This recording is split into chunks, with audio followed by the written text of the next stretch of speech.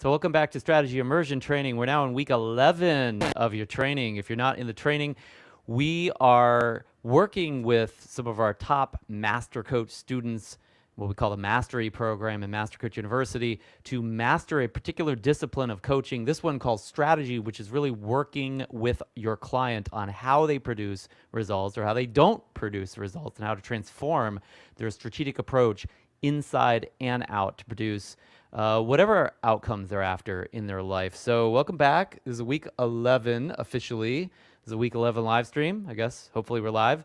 And I call this survival of the fittest. And what I mean by this is, and this is it's kind of a dangerous conversation in a way, because, you know, a lot of times in the coaching conversation or as coaches, we like to kind of think of this as a helping profession where we are there to kind of move people along, to support them, if you will. And that, you know, kind of motherly instinct is a beautiful thing. And at the same time, you know, at the end of the day, you can't live your client's life for them. And your client has results they're after in their life. Or they have, let's say, call them problems, the things that they want to avoid in their life, things that they'd rather not see happen, right? And so whether they're positive things they want or negative things they want to avoid, or both, usually it's going to be both, they're looking for some real extraordinary things to happen in their life usually, right? This is not just trying to heal somebody of a malady or fix a big problem that they've got and just get them back to zero. Usually in the coaching realm, this is about achievement, about growth, about progress, right? And by the way, even if it's not some extraordinary thing, for them, the reason why they come to you and pay your fee is because to them it's extraordinary. Maybe it's not a big deal to most people walking down the street, but to them it's like a major thing for them to stop getting angry or to have a real relationship for once, or have hold a job for more than 6 weeks. You know, you get the idea, right? Different people have different challenges. And for you, what's extraordinary is different than what that is for someone else. So at the end of the day, your clients are looking for, want, or paying you for extraordinary results for at least them, if not extraordinary in the world. And what makes the difference in their life, for them producing extraordinary results in their life, is their fitness, if you will. It's not how helpful you are, right? Now, I'm not saying don't help, right? So don't get me wrong on that. I'm not saying just leave them out in the cold.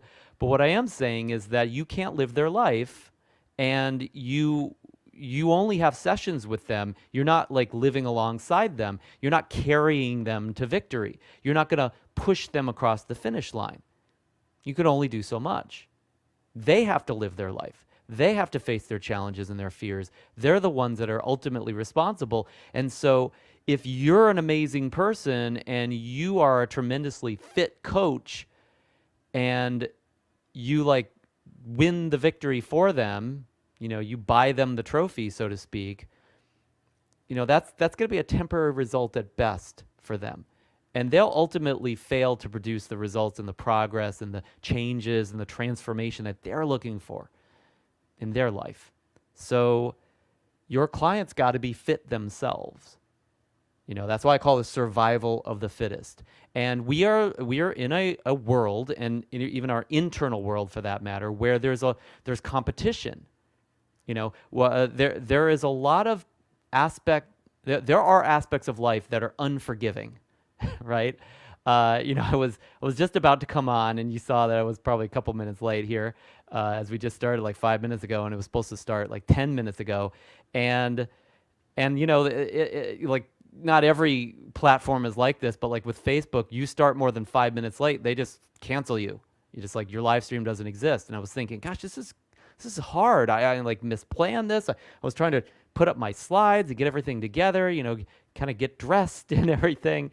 And it's like, this is kind of tough. And I was thinking, this is literally what I'm talking about today, is that I am attempting to produce an extraordinary result of starting a brand new, presentation, conversation, tutorial, live stream from scratch, so to speak, on an important subject to my trainees.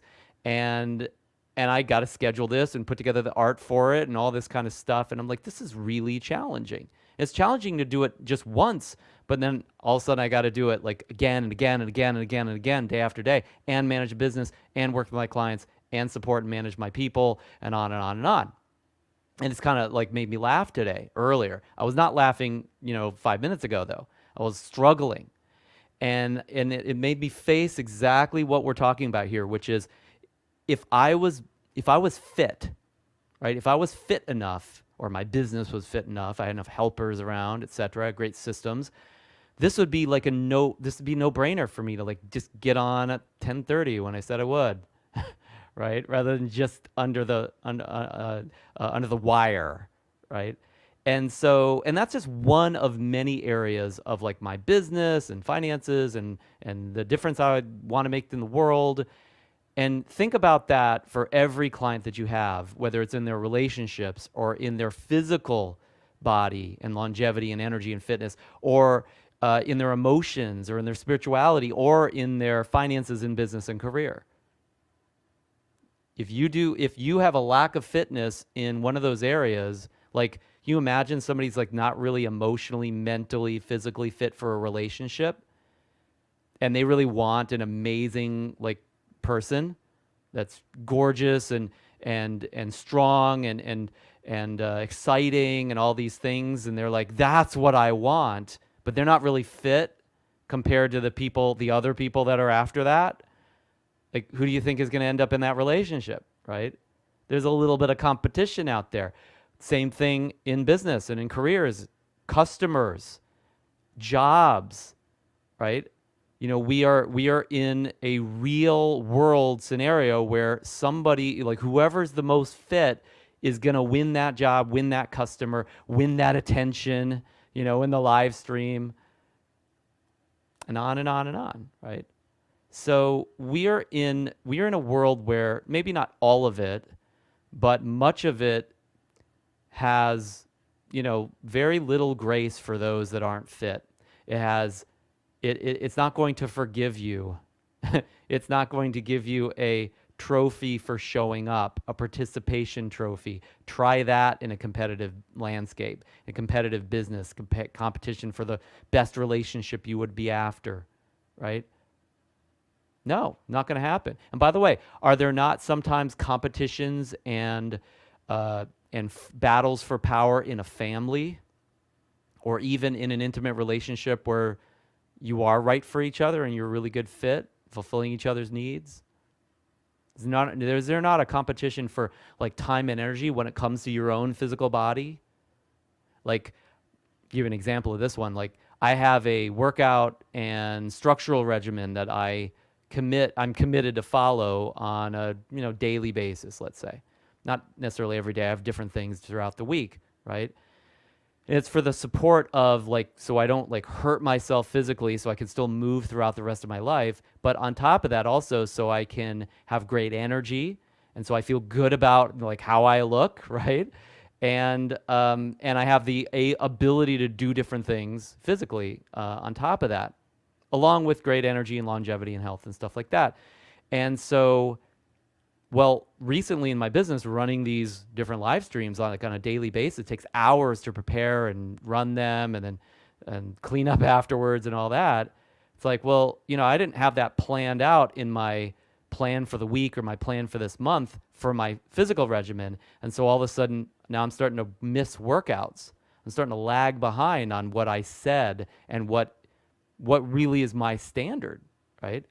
And so now all of a sudden, it's like you even look at somebody's own physical fitness or their own physical health, and especially in Western society, do you not notice that there are competing elements with just somebody just doing the minimal acceptable amount to take care of themselves in that way? We see it all the time.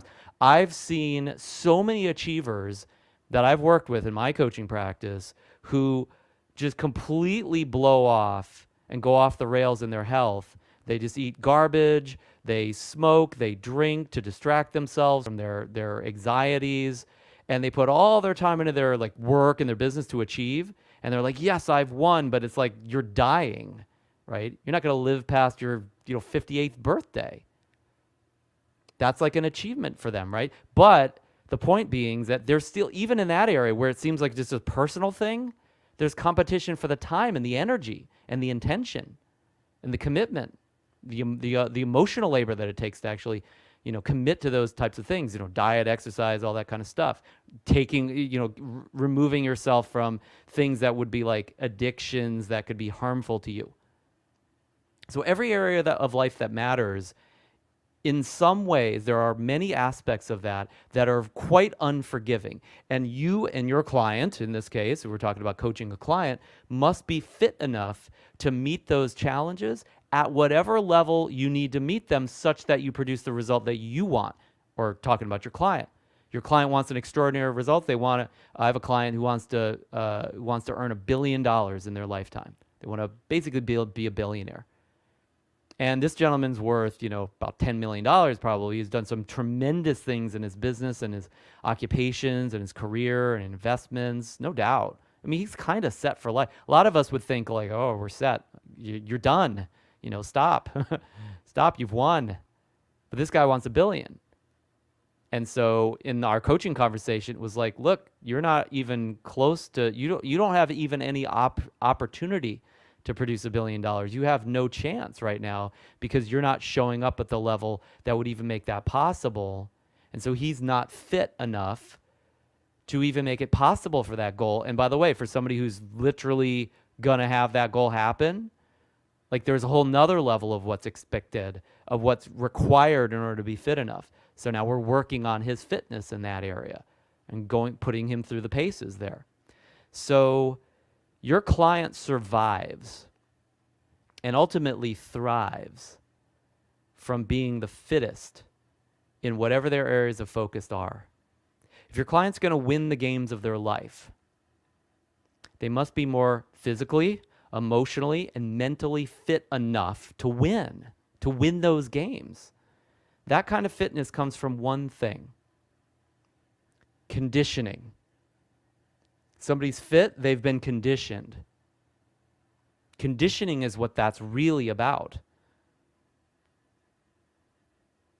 Your strategy coaching should include enough conditioning, enough of this, to provide your clients the physical, emotional, or mental fitness required to achieve their goals. So let me give you a couple more examples here. So I used to watch a lot of MMA, this, mixed martial arts. It's kind of an exciting sport because it's almost like a chess game. It's not just like boxing where you're just hitting somebody with your hands. I mean, you could do almost anything in the ring and almost anything happens, right? So it's a kind of an interesting fight to watch, and it's like watching kung fu, real kung fu, right? And there was a gentleman who used to compete. He was the world champion at the time. They called him GSP. His name was George St. Pierre, I think. And he would prepare for fights for months and months and months ahead of the fight, right? And he would every day, every hour, every minute that he was awake at least for 6 months before a fight, he would condition himself. Now, he would practice his art, right? His hand-to-hand combat and his wrestling and all the different things he had to, be good at in order to get in the ring and mix it up in mixed martial arts. But he also just conditioned himself.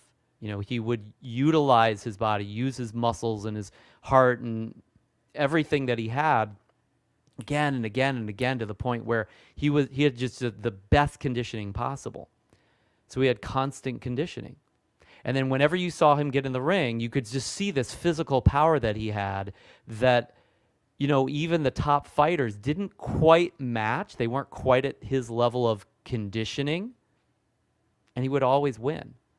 And yes, he would sometimes get, a little messed up in the ring and things like that, but the conditioning would eventually win out. Like he would get into the second and third round and his opponents would tire because of lack of conditioning. They were sometimes more skilled than he was as well. I mean, he was not necessarily like the most creative fighter. He would just kind of do the same thing. But even that boring approach that supposedly he had would overpower his opponents. So it's conditioning.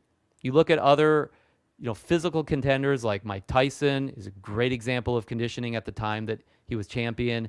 Michael Jordan, you look at Michael Jordan's documentary, and it's like he just day after day after day, I mean, just got to the point where he hated, going to practice, but he knew it was required. The conditioning was required. And then conditioning in the team and what the team could do together, right? It's legendary. My original mentor as a coach, Tony Robbins, he would condition his emotions for hours. When he was really young, he would do this. He would go on a run, and he would constantly go over in his head these words. He conditioned himself, his mind and his emotions for wealth by saying this what he calls an incantation, basically an affirmation.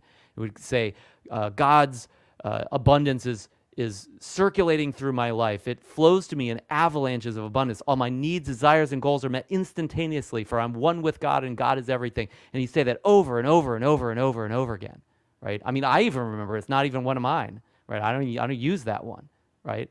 But he would be like pushing his body to the limit and saying these words with full emotion again and again and again for like an hour, and be completely spent and completely exhausted, but like joyful from it, because like the emotion of feeling, God's abundance is circulating through my life. It flows to me, right? And just imagining that and thinking that and feeling that, like you're just going to be vibrating with that kind of emotional energy. So he would condition himself emotionally. And if you look at how Tony performs on stage and in interventions and the coaching he does, or the interviews he does, or any of the work that he does, you can just tell this individual is more emotionally fit. I don't mean like emotionally healthy or perfect or any of that. Like, yes, you could probably argue any of that for Tony, right? You could also argue the opposite, I'm sure. But when he's in the situation where he needs to perform and there's an emotional challenge, he just breaks through. Nothing stops him because he's just so emotionally fit. He's conditioned himself emotionally. He built himself to be that coach that he is. I'll give you one other example. This is more of a mental conditioning example. Anybody that remembers the Olympics like 20 years ago, there's a guy, a famous Olympic diver named Greg Louganis, I believe. And whenever they were showing the diving competition, the Olympic diving competition at the time, they would show, before he would dive, they would show Greg just sitting on the floor, beside the pool, kind of in the dark, with his headphones on, with his eyes closed. And they talked about the story of what he actually was doing. And they discussed how his coach had taught him to mentally condition himself for the dive that he was about to do. And so by the time he got to the diving board to actually perform his dive, he would have done that dive that day hundreds of times in his mind. Not just physically having practiced that dive, right? It wasn't just a physical activity, it was mental. So he conditioned his mind, he conditioned his mindset about the next dive through visualizing that same dive over and over and over again, thousands of times. By the time he got up there, it's like, oh, well, I'm just doing what I've been doing all day anyway in my own head. Because physically you can't dive that many times, right? I mean, not only does it take more time, you got to go up to the board again and again and again, but on top of that, physically, eventually you would break down going through all those motions too many times. You'd actually hurt yourself. But mentally, you can do it infinitely, and you can do it much quicker because the visual of it is faster than what your body can produce, right? So that's what he did. So physical conditioning, right? A great fighter, or Michael Jordan. Mental conditioning, like Greg Louganis, going through something in his mind before he produces the result. Or emotional conditioning, like Tony Robbins, like just being emotionally fit for the moment that he needs to perform. It's like this. It's like this. Let me show you. Just drew this as a simple metaphor. It's like conditioning is like the weather. Your fitness level is like the weather. It impacts everything, right? So it, like when it's raining, This is the weather conditions, right? When it's raining, it doesn't just like selectively rain on one building. It rains on everything, on everyone. So when your physical, mental, and emotional condition is not fit enough, it impacts all of your life. It impacts it all, right? And when it has a level of agility or strength or resilience or gratitude or extraordinariness, right? When it has that stuff, that mojo, and you've conditioned it at that level, it impacts every part of your life. It impacts it all. So conditioning is like the weather. Like, it's not just raining on you personally, it's raining on the entire city, the entire town, the entire area. As with your conditioning, mentally, physically, emotionally, is impacting every aspect of your life that actually utilizes that part. So let's talk about a few different types of conditioning, and I graphed these out here. I probably should have made this bigger, but it'll keep me honest here. So first area of conditioning, and this is number 1 here, you can see here. Think of this as your client, right? Would be future and past conditioning. So it's conditioning, like let's say, and by the way, the premise here, if you haven't gone through this portion of the training yet, is that by this time you've diagnosed what's going on with your client, you understand what they want and what prevents them from getting it. You've gotten enough leverage so that they are really committed, motivated, and they're going to do whatever it takes to make the change they need. And then you've also discovered the empowering alternative. We've already talked about that in past live streams and past trainings. So you already know, it's like this is the change that needs to take place. But just knowing it doesn't make a difference necessarily. Even being motivated or understanding what's going on doesn't necessarily make a difference. Like that knowing those things doesn't make any more difference than Mike Tyson knowing that he needed to do push-ups would have made a difference if he hadn't done the push-ups, right? So it's like it says above my head, doer versus thinker. A lot of people just think about it and they don't do it, right? The conditioning is where it's actually done. This is where the real change occurs for the first time beyond theoretical. So future and past conditioning, or any of these other types of conditioning strategies and approaches that I'm about to share with you, these are the types of things I'll do during a session once I know what the change is that it needs to be, because we want to condition that change then in. So your client or my client is conditioned enough that they're fit to enter back into the world with this new alternative, this new empowering approach to life or business or mentally or whatever. And then it actually gets done. It actually can flow through them rather than just be a good idea. So one way that I'll do this, if I know what the alternative is, I know what they're after creating for themselves and not what they're after, but what is going to be the ultimate solution, if you will. I'll condition that into their future. So, for instance, having them imagine or experience the empowering alternative, and we'll get into what those are or what those potentially could be in a second, but actually imagining that in the future, like thinking and feeling and experiencing that, and then imagining a future where that's the new them. Right? That's the new emotion. That's the new mindset. That's the new behavior. And then not just imagining doing it or experiencing it, but imagining the benefits that come with that in the future. So having them visualize that, feel that. It's what we call future pacing. So imagining the benefits. And the usefulness of future pacing or future conditioning is really anything that needs to, any empowering alternative that needs to exist through large chunks of the future. So if there's something that they really need to become that in their life overall, or in one giant space in their life, like they have to be this way in business all the time, well then I'd future pace it. I'd condition it into their future. Now, past conditioning, this is something that can be mistaken for therapy, but it really is not.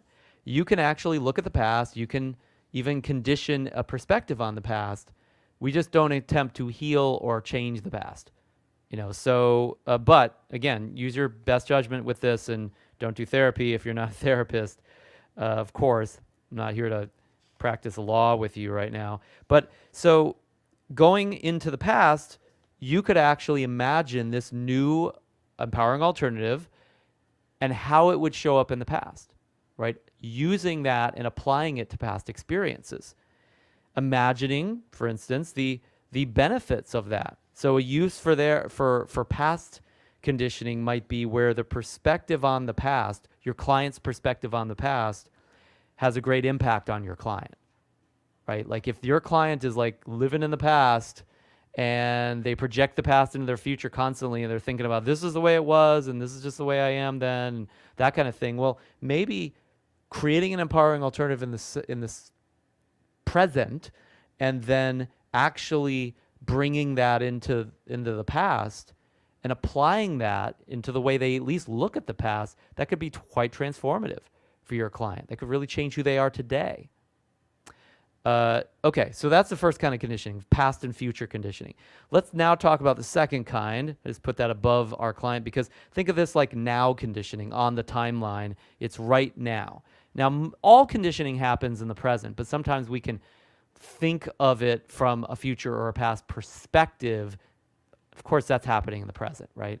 So now conditioning would be actually applying the empowering alternative right at that moment, like going into that new state of mind right then and there, literally in the coaching session.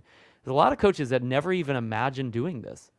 And it's absolutely one of the most powerful things you can do with your client is actually to have them condition themselves right now while you're talking to them, literally in that moment. It's not just a fantasy then. It's not just an intellectual exercise. It's real experiential work here.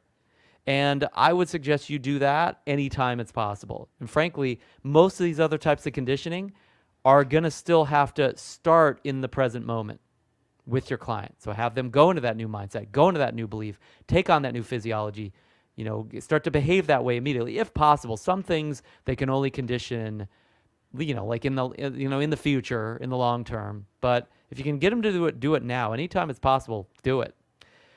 Next, third type of conditionings, I put this like this wall here to signify what I would call challenge conditioning. Challenge conditioning. So now this is a really interesting one. I enjoy this one sometimes. Challenge conditioning is when you put that new empowering alternative approach to life or business or whatever on trial. It's where you actually challenge it.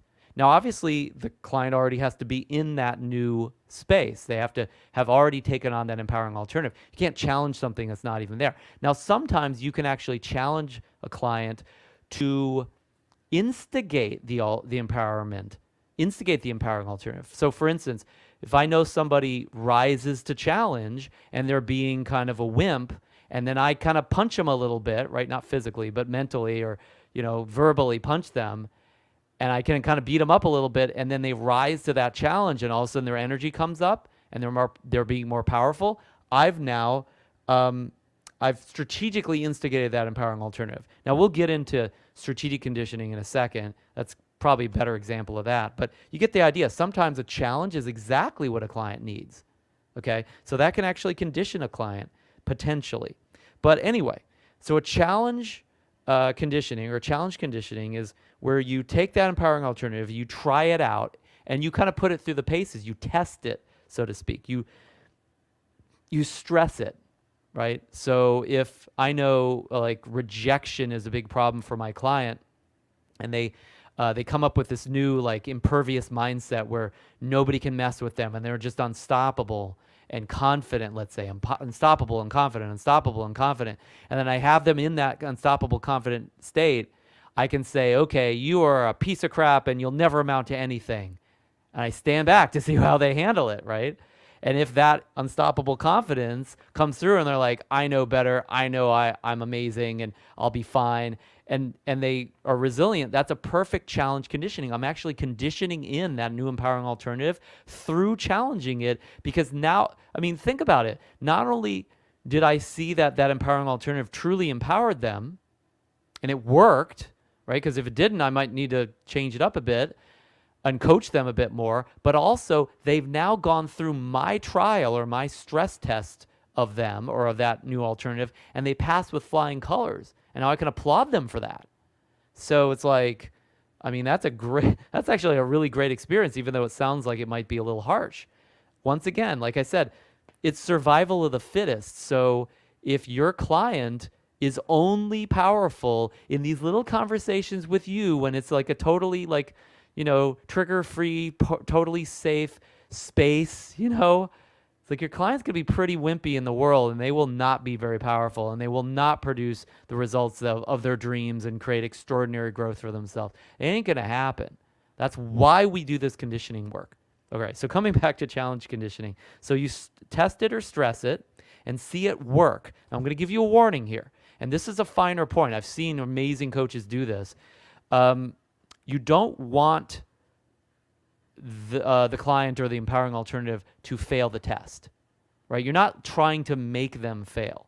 I mean, your outcome is not for them to fail. I mean, you could even like act like you're trying to make them fail, but you don't want them to fail. You want them to succeed.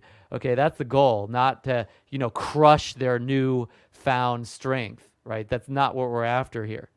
So you want your client to see the empowering alternative work despite some challenges, despite whatever challenges you throw at them or life throws at them. You don't want to overwhelm your client to the point of failure. That's not helpful. I mean, unless failure is a thing that they need to like learn to appreciate, right? I have a client like that right now. So sometimes failure can actually be the point. But then, think of it this way. That failure is not a failure. Like that's actually succeeding because they actually are getting something from that process. It's something that they need.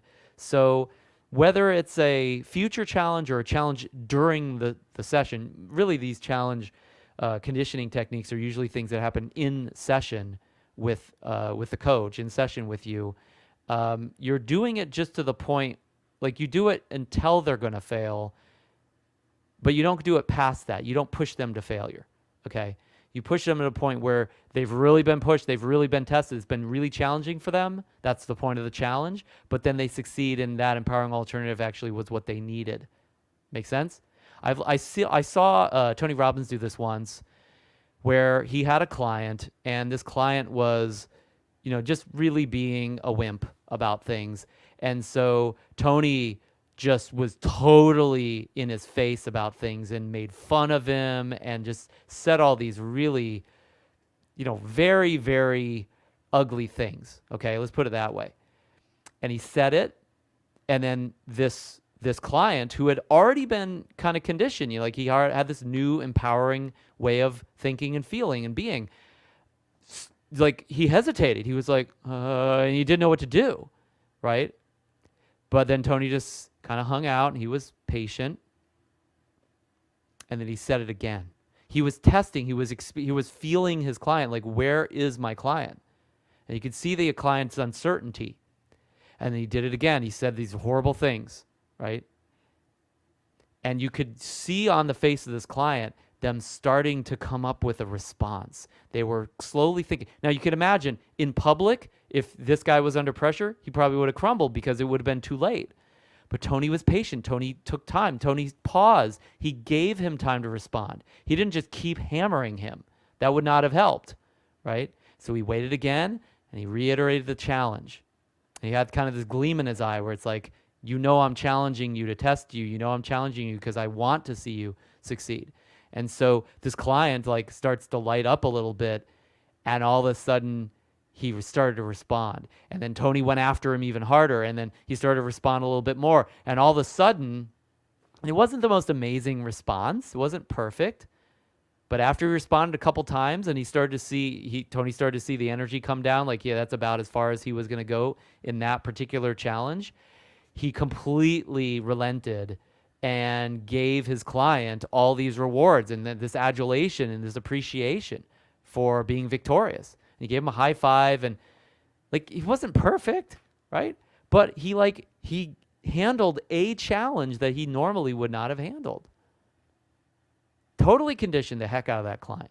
The client is a whole different person as a result of that, even to this day. So you don't want to make them fail. You want to work them to the point where they would fail, but then you step back and let them succeed. You want to push them all the way to the brink of that, so to speak. You never want to go past that if possible. And by the way, if you do, I mean, you can always backpedal. You can clean up the mess. You can give them an easier challenge a second later. It's not the end of the world. But that's not, I guess what I'm saying is the point is you're not trying to create failure here. That's all.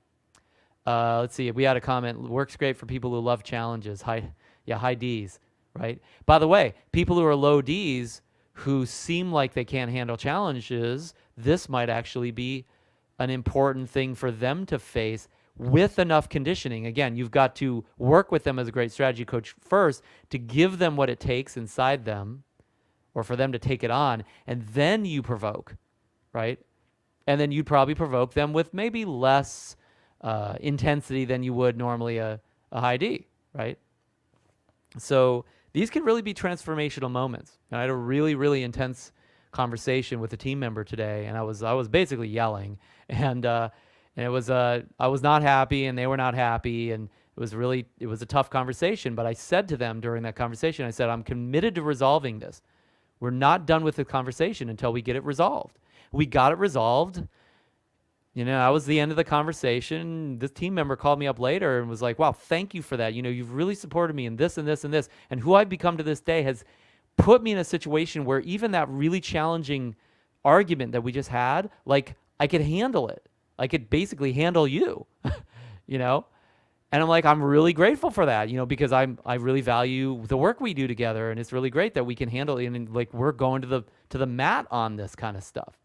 But it was only, I think part of the reason why it was so intense with her is because I knew who she was, and I knew it was something that I could express to her without, somehow, wrecking the relationship or wrecking the work that we do together.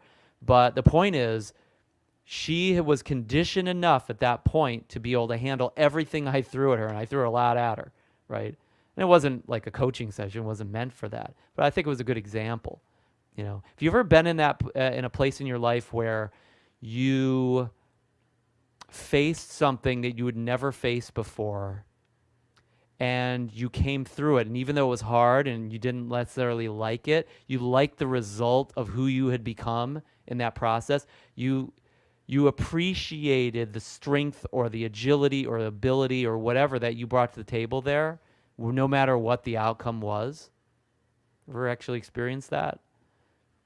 This is part of that kind of experience that you could actually give your client through challenging them, a challenge conditioning. So the use of this challenge conditioning is useful anytime it's likely to be challenging to use or maintain that particular empowering alternative. So if I know this person's probably going to be challenged in their life, I want to challenge them a lot before they even get into life, right? I want them prepared for that. I want them to be able to see the challenge coming, handle the challenge, and use that empowering alternative to victory. Make sense? So anytime you know challenges are ahead of them, create the challenge in advance. You might as well. Don't act like it doesn't exist. Don't try to sweep it under the rug. Don't try to just encourage them and be like, oh God, this is not going to go well for them eventually. Get ahead of it. Put energy into it and work with your client and challenge them enough so they have to put energy into it as well. Because if they're phoning it in a competitive environment where you can't phone it in, they're dead. They're going to be irrelevant or they're going to get crushed. That's not what you want for your client. That's not an Olympic level coach, right? You want an Olympic athlete, you got to treat them like they're going to the Olympics. And for our clients, half the time, the extraordinary growth or results or progress that they're looking for them, it's like the Olympics. And even if it's not like that for them, it's like there's probably some extraordinary thing that they're going after that is that Olympic level. So you got to treat it like that. Let's see, we had a couple comments here. I've experienced this with catharsis. Yeah, catharsis is a nice way to think about it. It's like there's something that you go through that gives you that experience of growth, that experience of gaining something, even though it's not a good feeling when, you could actually feel bad, but gain something good from it. What you might call a catharsis. Good to face limiting beliefs. Once you face it, it isn't that bad. Yeah, it's a really great way to look at it. And it's not a limiting belief we face necessarily. It might, I guess it could be, but it's the challenge that comes from a lot of times the outside, or it's, yeah, you're probably going to make a good point there. It's whatever beliefs or limitations are triggered by the external challenge, right? So there's always an internal challenge ultimately, whether it's a limiting belief or something else. So if somebody has a new empowering belief or they have a new empowering mindset and they face something that would have triggered that limiting belief in the past, and all of a sudden like they break through it, or they face it and it doesn't come up again, or it just like goes right past them, boom, that's conditioning. That's really powerful conditioning. So anytime it's challenging to use or maintain an empowering alternative, challenge conditioning is a great conditioning to use. All right. Couple more. I think this is fourth.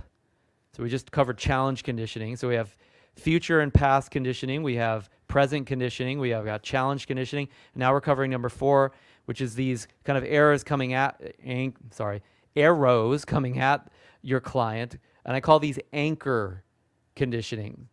I call it anchor conditioning. So anchors are just stimulus that create responses, right? Or an anchor is an association that creates a stimulus response mechanism.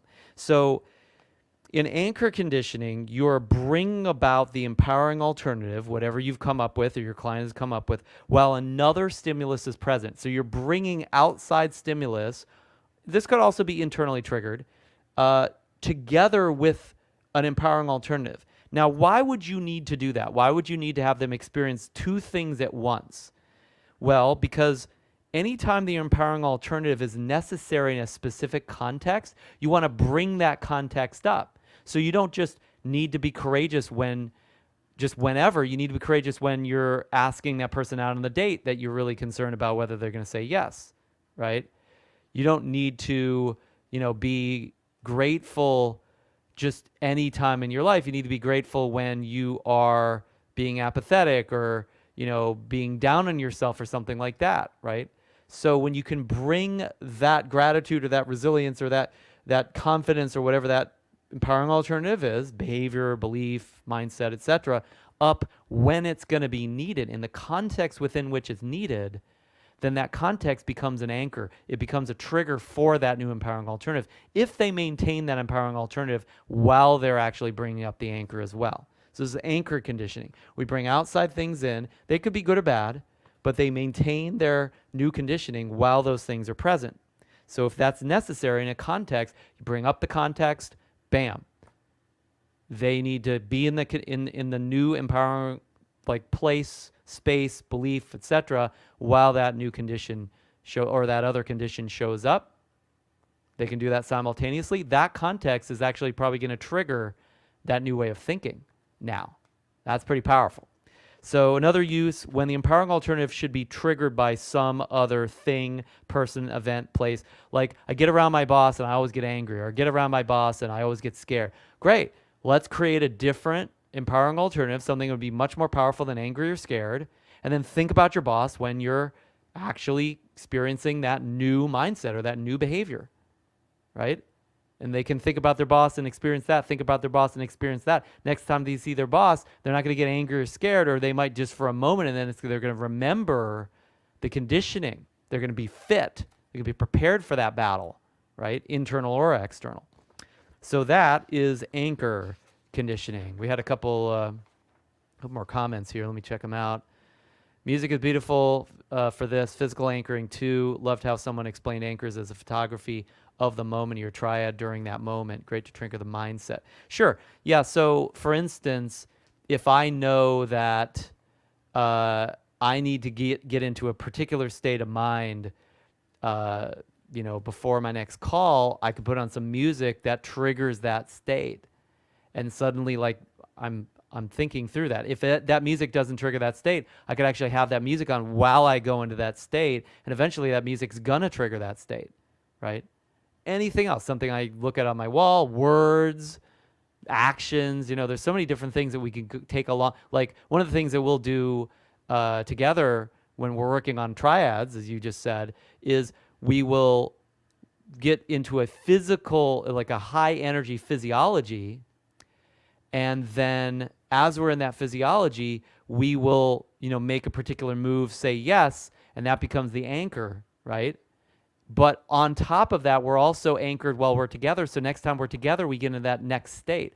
I remember when my family, it was actually my mother, first saw me in the context of a personal growth environment, because I was working for Tony Robbins at the time, and we would go to all these seminars, right? And so they were, guests at one of the seminars, basically. And they saw me staffing the seminar. And so they knew me, especially my mother, knew me to be kind of this soft-spoken, very shy, introverted kind of wallflower that, kind of just like hung back and, I grew up in a very protective household, let's put it that way. And so it was like naturally, speaking of condition, it was conditioned into me to operate that way, right? Not a really great thing for my life, but I kind of got over it after a while, if you hadn't noticed. So they never saw me in that environment. So when they saw me in that environment, I was talking to everybody, I'm rocking and rolling, and I'm running down the lane and making things happen and transforming lives and doing all this stuff that community did. My mother was looking at me and was like, who is this guy? I don't know this guy from Adam. This cannot possibly be my son, because there was a triggering context that environment for me, I was anchored to respond a certain way. And so that was who I showed up as in that environment, right? People complain a lot of times about like a cult, people operate like this homogenous way. Well, that's because it's an environment where they're triggered to respond, right? It's the conditioning has shown up. That could be for better or for worse. It really depends on the ecology and how well that's going to work in the long term. So let's see. And we had a question. What are your favorite ways of conditioning for a powerful mindset? So exactly what we're talking about here. 1, future and past. Take that mindset in the future and the past. 2, present, of course, like actually just go into the mindset, right? It's not that hard to do. It's a triad. It's physiology, a focus and beliefs. It's a language pattern, a visualization pattern. Third, I'd prepare for the speech and all this, but I would do speech after speech after speech after speech. And after a while, like the first time I'd ever done a speech, I was stuttering through the speech, and I was like, I never want to do that again. And so I realized it was part of my business. And so I knew I had a powerful state of mind, right? I knew I already had that because I'd worked as a coach long enough, and I'd helped other people with that, and I'd programmed myself. But then I needed to bring that mindset into a challenging environment where like shit is on the line, right? And I started speaking in front of groups, and I did it more and more and more. And I made sure I went into the right mindset before the speech, and the speech was still challenging, but because I was in a great mindset, I could handle the challenge, right? I could deal with that pressure until the point where I remember, still to this day, speaking in front of over 500 people, live keynote. I was the centerpiece of that entire event. I was the keynote speaker, and I wasn't perfect by any means, but I had a very powerful event and led a really great interactive workshop for these 500 people, not to mention made like $10,000, $20,000 that day from the signups to my next couple events that I was running. And that happened several times, right? So yeah, it's just something about the challenge. I was already able to go into those mindsets, but like in that context, I needed the challenge to step into a situation where I could do it on command whenever I needed to, right? And still to this day, I can do that if needed. It's not my go-to thing. I'm not like a public speaker, but it's something I can do. Doing these live streams, by the way, has put me in a situation where like I could do a video, right? And, I might have my notes and it's all set up, and, like it doesn't really matter if you did it perfect the first time because ain't nobody watching. You can kind of get it handled in post-production. You can edit the mistakes out, all the BS. And so I'm in a different state of mind when I do those videos than when I do these live streams. If I'm in a live stream, I know you're watching right now. I know, hey, like whatever I do right now, like it's forever going to be embedded onto your brain, right? It's like I'm a whole different person. So that challenge is number 3, challenge conditioning actually has me rise in energy and have a better mindset than if I just was like doing something with no challenge. Does that make sense? So that would be the third way. I would condition my powerful mindset, test it, challenge it. And then fourth way, like we just talked about, bring in other aspects of it. So for instance, I'll give you an example. We just talk again about having a powerful mindset in respect to or with respect to being in the public eye and actually making a presentation.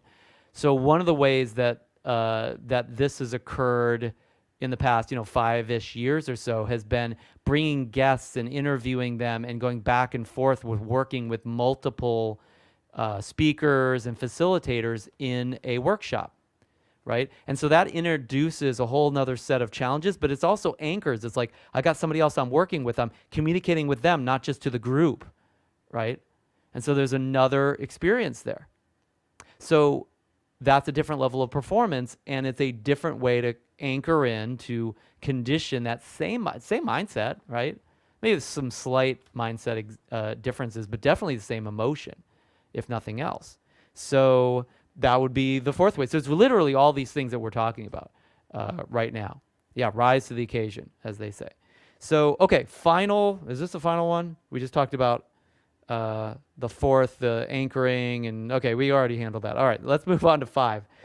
So this is the final one, 5. And this is what I call experiential or strategic conditioning. And notice how this fifth area of conditioning is kind of below the surface. It's underneath your client, so to speak. It happens kind of behind the scenes. It's almost kind of a secretive strategic approach. It's not as direct as some of these others that we already talked about. So experiential conditioning or strategic conditioning is where you give your client real life assignments for action or conversations that they might have or experiences.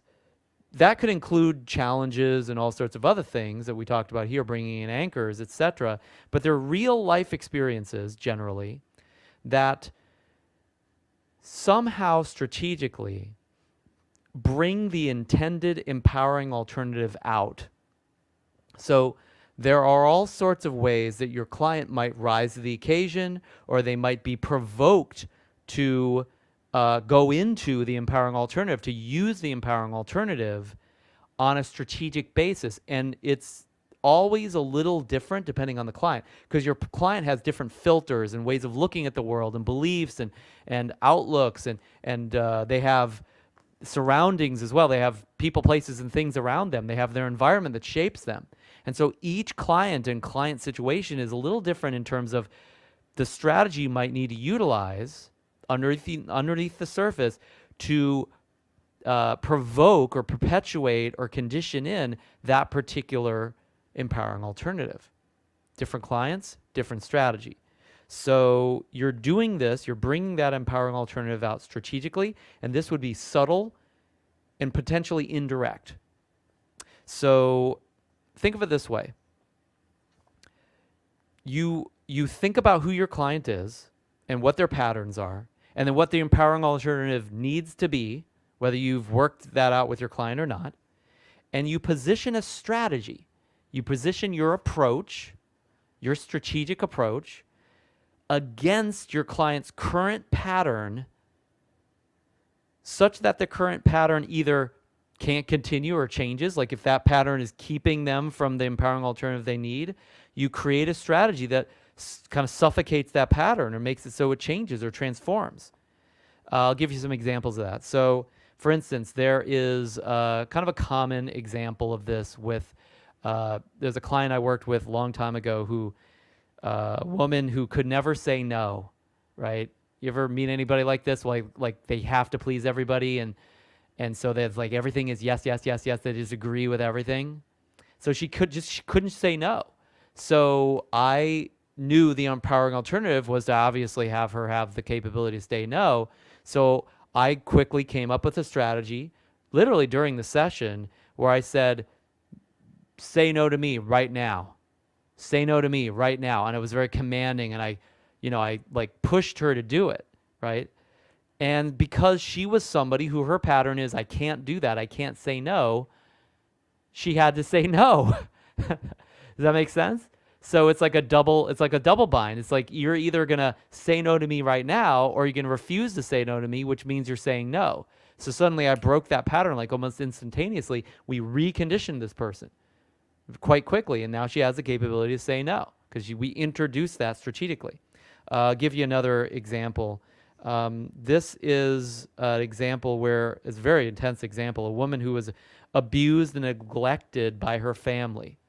So her family kept her in the basement. They would feed her garbage. They never gave her any attention. She was always dressed in like rags, basically. I mean, you get the idea, right? Very neglectful, abusive upbringing.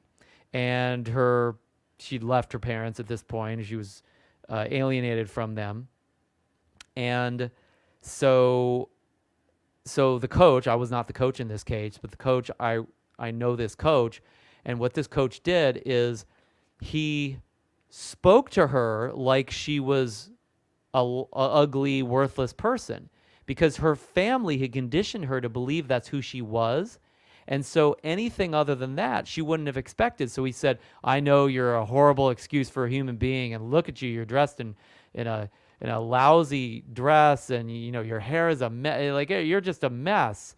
And she like totally listened because this is like what she was used to, right? But then this coach said, so here's what you need to do. I want you to go ahead and go down to the local department store and go to like the spa part, this part where they fix your hair and your nails and everything, and go up to the lady at the counter. It'll be a very nice person usually, and tell them that you're a horrible mess and you need to learn everything about how to take care of yourself and how to make yourself like look presentable, and have them do everything, right? And so he had her go out and experience taking care of herself for the first time like in her life and learn all the things that it took to do it. She basically got a full makeover. And she, for the first time in her life, experienced someone else caring for her, someone else dressing her up, someone else making her presentable, and actually being like that because she had never been that way in her life. So he conditioned this new alternative through just actually having her go experience it, but having someone else support her in that process because she wouldn't have done it on her own because she didn't know anything about how to do it, right? Nowadays, you might just get somebody to search it over the internet. This was at a time before that was available. I'll give you another example for positioning a strategic approach such that the old pattern or the pattern that would prevent her from taking on the new empowering alternative suddenly has to transform. So as a client I've been working with for years now, and she really wanted to be a performer. She was a performer. She is a performer. And yet she had this dream of doing this one-woman show. And so she wants to plan out this show, and she plans it out. She sets the date, but she's hesitating on doing the work involved to prepare for the show, right? And she's just being apathetic. She's being lazy. She's being like she's kind of avoidance behavior, like I don't even want to face it. I don't want to deal with it. It's too hard, right? Like just being lazy and not working at it, right? Not wanting to face the pain. And so I asked her, I said, I tell you what is the minimum that you could do today, do you think? Like, just forget about what you expect, because she had these high expectations. Like, I have to do 5 hours of work every single day. She wasn't even doing any, right? I said, what's the minimum amount of work that you could do today, knowing how you feel about doing it? And she's like, well, I don't know. Like, I guess I could do at least, 30 minutes. And I said, nope, I don't want you to do 30 minutes. I want you to do 5, right? And I told her, look, for you, it's just getting started. You can't seem to get yourself started. So I don't even want you to do any work. I just want you to start doing it and then stop. Do 5 minutes and then get out of there. You want to be lazy after 5 minutes? Go ahead, be lazy. I don't care. Just get yourself to do something. And so she would go and she'd do like a couple minutes, and then she texted me, let me know that she did a couple minutes of work. And she's like, yeah, I did like 20 minutes. I said, that's not the assignment. That's not what you're supposed to be doing. You're supposed to be like doing 5 minutes. But it's okay, right? So whereas everybody was trying to push her, including herself, push her to do all the work all at once, 5 hours, I was actually pushing her to not do it. I was saying, don't do any more. I was trying to almost not making her stop, but I was encouraging her to stop as quickly as possible, just to get her to do anything. And so after a couple days of doing this, she would get herself to do it. And when she'd have a hard day, she'd call me and I'd be like, okay, go do 5 minutes. She'd go do 5 minutes. And then she was doing hours and hours and hours of prep work for her show after just a week or so. So I strategically positioned the assignment to work such that it could handle the pattern that she had with like expecting too much and doing nothing, but making it so that pattern could not continue. Because how can you continue the pattern of expecting too much and doing nothing when you're doing something but barely very much, right? First of all, you can't expect too much when you're just doing a little bit, because that's what you know you're doing. And then secondly, you can't do nothing because you're actually doing something now. So we totally wrecked the whole game she was playing. I had to position strategically against how she showed up. So, there's probably infinite examples of this type of work.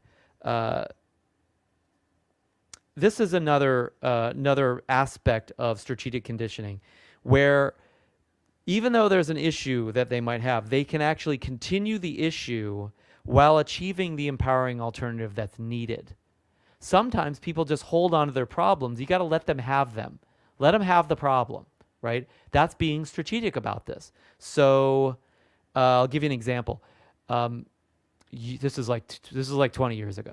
I remember, I think I was in training before I started coaching for Tony, and the president of Robbins Research, Tony Robbins' company, his name is Sam Georges. He came in to give us a talk, give the new coaches a talk, right? And he said, one of the things that happens here working for Tony Robbins is that, you get calls from all sorts of crazy people all the time because, Tony is known as like Mr. Fix-It, right? And so people who are at their wits' end, they just randomly call the company, right? They'll call my assistant, they'll call the secretary, and these people don't know what to do with them. So I just told them one day, I was like, well, actually, no. He was working late in the office. It's coming back to me now. He's working late in the office, and somebody keeps calling. And so finally he just answers the phone because nobody else is there, right? He's the president, he's working late. And this person said, you have to put me on the phone with Tony right now, or I'm going to kill myself. Right? And so he talks to this guy for a short period of time, and he's doing all this threatening stuff. And of course, Tony's not available, and Tony's a celebrity. He's not just going to take a call from everybody who calls his offices, right? But Sam is the president of the company. He feels responsible, so he said, "Look, I will connect you with Tony, but you have to do 3 things that I ask you to do in the coming weeks, or else you get nothing. I'm just going to blow you off." He kind of threatened him, right? Speaking of challenge conditioning. And the guy said, yes, okay, I'll do whatever. And he's like, okay, great. I'm not going to talk to you again until you do what I say either. Go get a haircut. He just said, go get a haircut, right? And he's like, you got it? Understand? He hung up, and he was done with the conversation. So here's somebody who's like claiming, and again, don't try this at home. You're not a therapist. Obviously, we want to watch for the legal issues. This is a radical demonstration of strategic conditioning, but you'll see that it worked.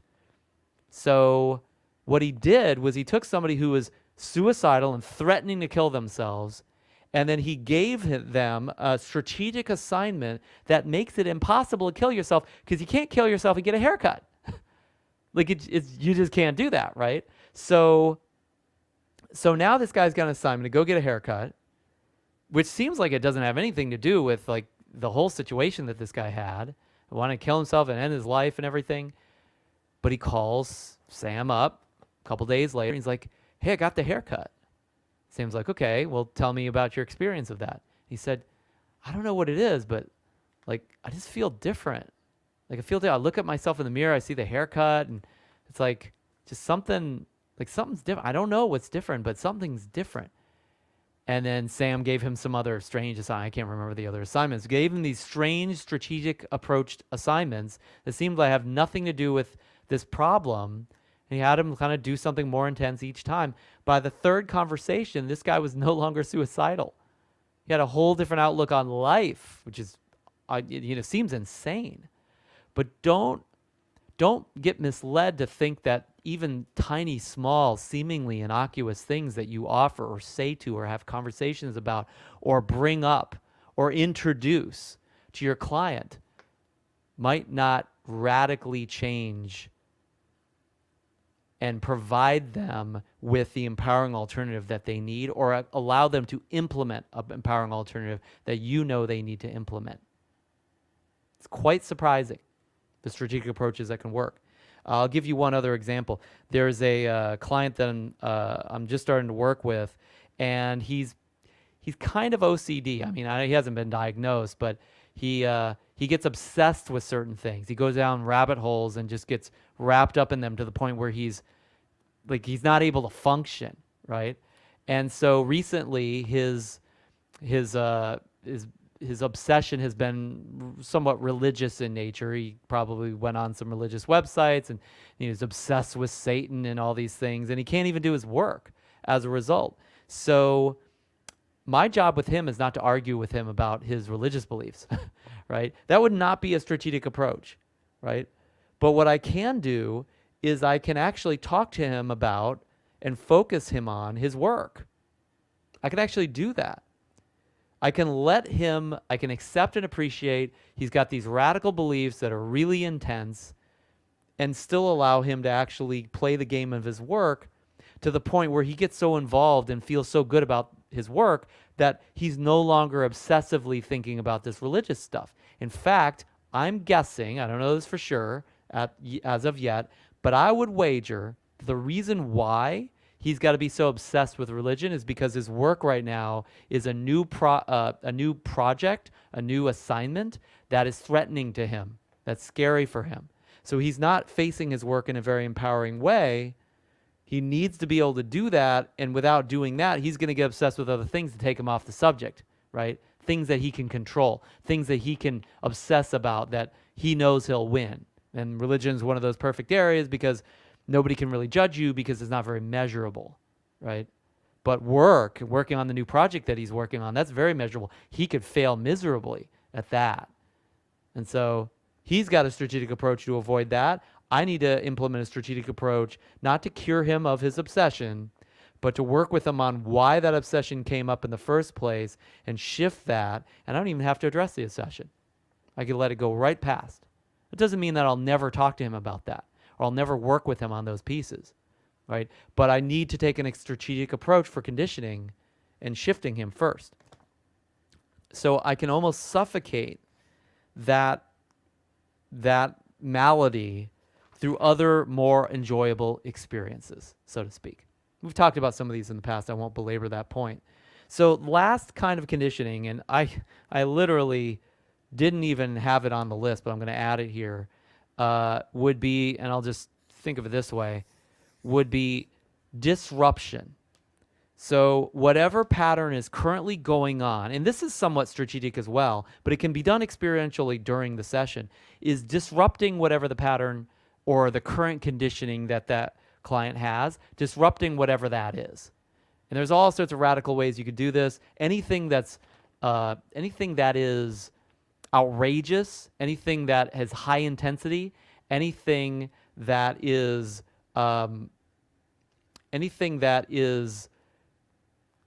something that would jolt them or surprise them out of their current pattern would work quite well. I'll give you one example here, just off the top of my head.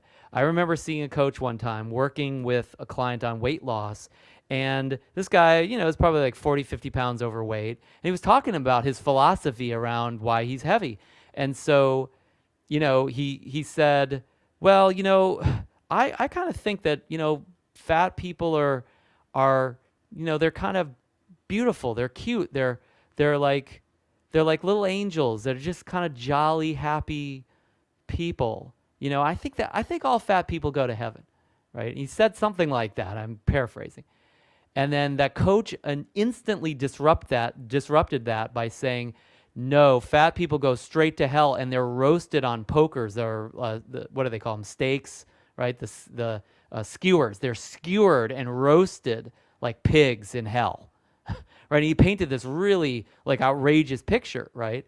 And that really colorful pattern of language radically shook this individual's mindset that he was in. He didn't have to agree, but it was just like, what? What are you talking about? You know, another example of that on a weight loss basis was similar though, was this individual who was once again overweight, wanted to lose weight, said, I'm a little overweight. And the coach said, you're not a little overweight, you're freaking fat. Say it. I'm freaking fat. And obviously he didn't use freaking, he used more colorful language, let's put it that way.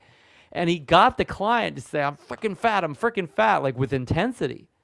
So what that coach understood at the time was this guy is so lackadaisical about the very thing that he says he wants to change that I've got to radically interrupt or kind of violate, if you will, that pattern. Now, obviously, you need enough rapport to be able to do this, but this sixth conditioning approach of radically messing with whatever the current pattern is can be quite helpful. So you could do any of these approaches, but just think about them strategically as to when they're the most useful. We had a couple comments. I'll read them and then we'll move on here. Wouldn't be the best thing to refer that person to a therapist at that specific time. Did what he thought was best and prepared for it. With a different state, the possibility of therapy is now available. Delicate topic. Yeah, I mean, again, like I don't even want to get too far into that discussion because, it's a great way to get in trouble. I did the same with chess. Now, stepping up was seen as a threat. I suddenly became interested in chess theory, study, and practice. Pure sabotage. Yeah. Oh, that's interesting. All right, making sense. So something that's safe versus something that actually has a risk to it. And so it's like get obsessed with something that, keeps you out of the game, out of the real game. Because by the way, do a lot of people do that? They play a game that's safe rather than the game that actually could give them what they want because that's a dangerous game. There's your pattern. Interrupt, scramble the pattern. Richard Bandler was a genius at that. Tony learned a lot. Am I missing something there? Did we get cut off? Anyway, so yeah, all really great points. I mean, conditioning strategies, if you just really learn a lot of good NLP, you will have a lot of great conditioning pattern strategies available to you. These are kind of the big picture outlooks on how I would apply this strategically with a client. You want to be creative and intuitive and strategic and use what works with your client. So whether you're utilizing more hypnotic patterns like Milton Erickson, he did strategic therapy, but it was strategic conditioning with a lot of his clients. Or if you're using more experiential conditioning techniques like NLP would, you just want to have, it's almost like having all of these tools at your disposal and then you just pull out whatever brush is going to paint the best picture for your client at that time. And eventually it becomes quite intuitive. Really great. Okay, so things to condition. So different things you can condition. And obviously what we're looking to condition is whatever the empowering alternative is, right? So if you know what the empowering alternative is at this point, you could condition a behavior, because that could be an alternative behavior, different behavior. You can condition the belief or mindset, different belief, new mindset. You could condition the emotion or triad. That's huge for an inner game type of approach that might be needed. You could actually condition a vehicle, like I'm going to use business rather than chess, or I'm going to use jogging rather than drugs, right? Condition the new vehicle in. That could really change somebody's life for the better. Or conditioning the new need or value. Like maybe there's something that needs to be more important or a new need that needs to be embedded for that person that needs to be what they focus on. Well, that could be conditioned. That those values and needs are emotions, right? So you condition that in. These are the different areas that you might consider conditioning. So actions to take. Here's your homework.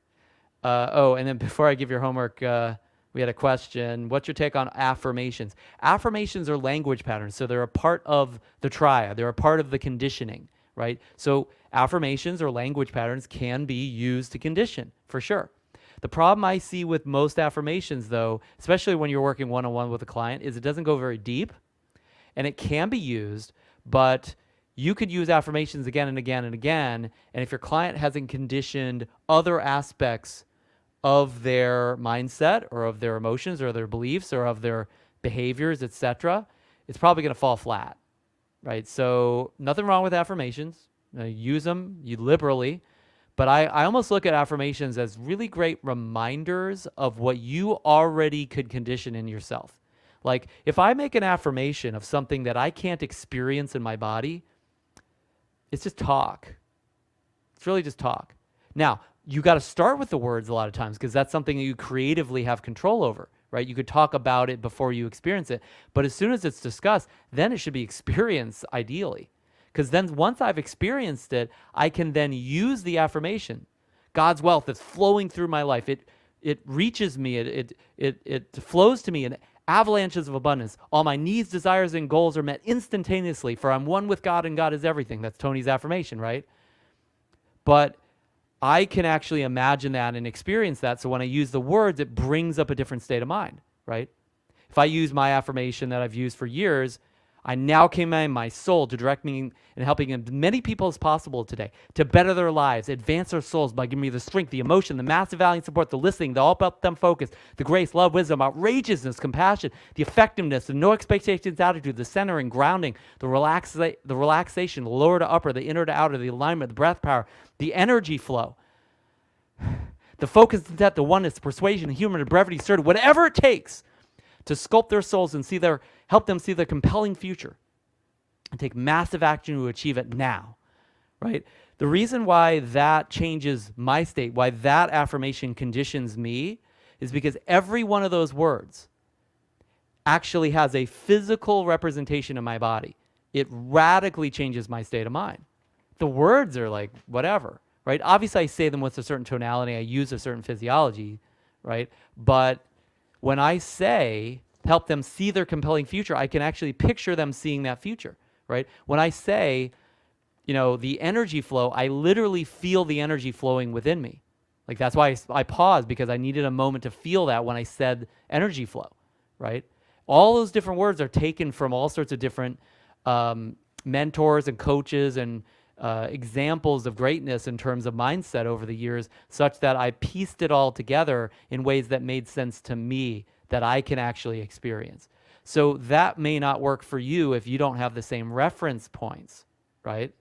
So I think affirmations are really great to bring up reference points that are empowering for your client, empowering alternatives that already exist, or it's just a language pattern of discussion with somebody and it's theoretical at best. So you got to turn it from theoretical to, like you just said, substance, congruence, action, etc., total alignment, right? Yeah, when you are your word. If you can't be your word, don't say it, because it's a waste. I mean, I'm not saying you can't say it. It's just it kind of gets to be a waste of time. Or like Tony, you got to say it at the top of your lungs for an hour, like at, till the point where you really do feel it. Okay, so there's a variety of ways to look at it, but that's my take on that on a conditioning basis. All right, finally, now, your marching orders are as follows. First of all, think about your clients. Think about each specific client and what alternative or empowerment they are looking for, they need. And then imagine what particular conditioning approach does each client need. And really like you could do this in writing, like write down John, John needs, confidence, and confidence we're going to do it with, the future conditioning. And we're going to do a strategic conditioning like this and this and this. Like write that stuff down, plan it out. First time I was doing these conditioning strategies, I wrote down a map for myself, an outline of, it was almost like a presentation. It was like an induction into the process of conditioning somebody. Like actually do your homework there. And do that with each client that you're working with right now. Like do it ahead of time. You're not doing it in front of the client. Don't expect yourself to figure this stuff out in real time the first 20 times you do it. Plan it. Give yourself the gift of the time to think about what this is going to look like. Okay, so plan it out. Think about which client needs what approach to take, write it in, put it in writing so you have a map for yourself on the journey you're going to take that on conditioning wise, the journey you'll take them on conditioning wise. And then second, do it. Go try it. Do what you wrote down and let's see how it works. That's it. Those are your marching orders.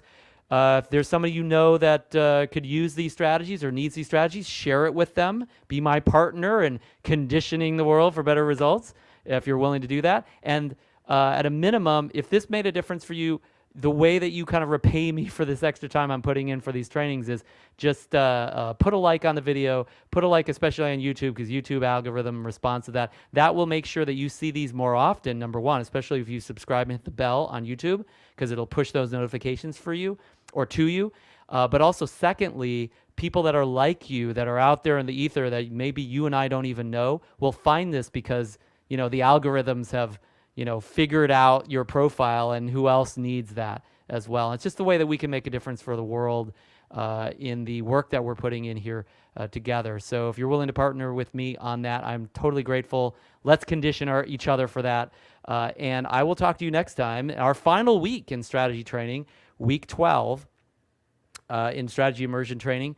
And we're going to talk about peer group at that point. Is the kind of the final piece. But I hope you got a lot out of today. And go do this stuff and let's see how it works.